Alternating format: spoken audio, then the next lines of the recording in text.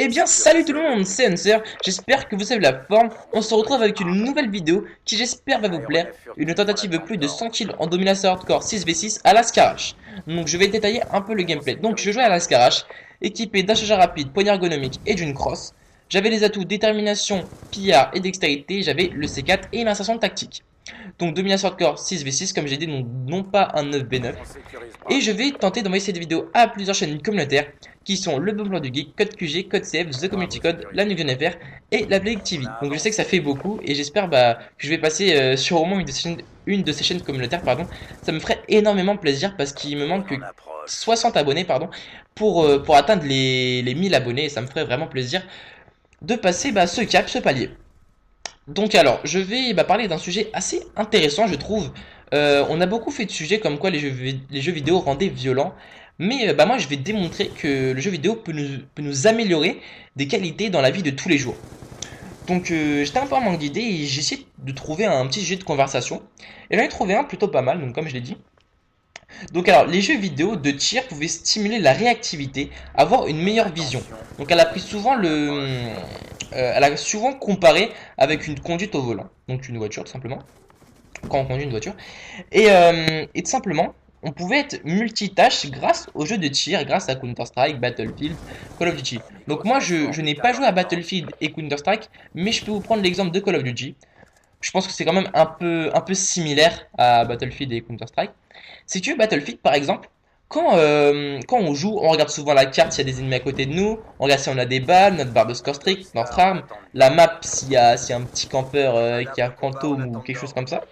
Et tout simplement, ça peut nous aider par exemple à la conduite au volant. Donc on aura une meilleure réactivité. Par exemple, quand on est au volant, si on doit freiner, regarder si on peut regarder en même temps si on a de l'essence, s'il y a un feu rouge ou un feu vert. Si on est en ville, sur l'autoroute, s'il y a un radar, regarder si y a une voiture qui veut nous doubler, s'il y a un piéton qui traverse. Tout ça, ça va nous permettre d'avoir une meilleure réactivité, tout simplement, comme je l'ai dit. Et ça peut nous aider dans la vie de tous les jours, ce qui est vraiment intéressant. Donc ensuite, elle disait, contrairement à une personne qui joue pas aux jeux vidéo, une personne qui va jouer 5, 10, 15 heures par semaine va avoir une meilleure vue qu'une personne normale. Ça, je l'ai déjà dit. Mais contrairement à vos parents qui vous disent, ouais, reste pas trop devant la télé, reste pas trop devant ta console, ça fait mal aux yeux, tu vas t'abîmer les yeux. Et contrairement à ce qu'ils pensent, c'est le contraire. Donc moi, ça m'a vraiment surpris.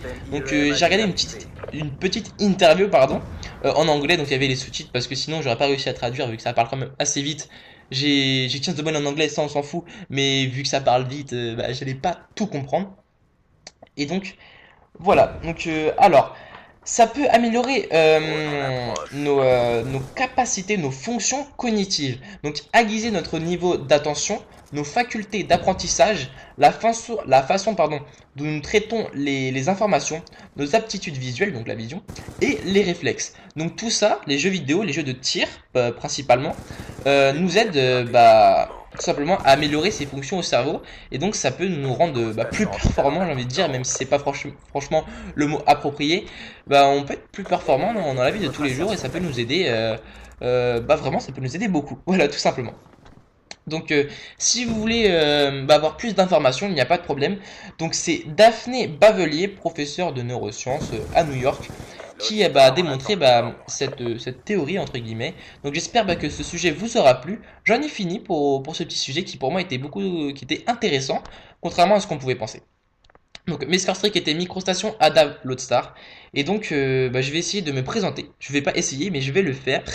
Je vais me présenter prochaine communautaire si elle décide du m'upload, ce qui me ferait vraiment plaisir.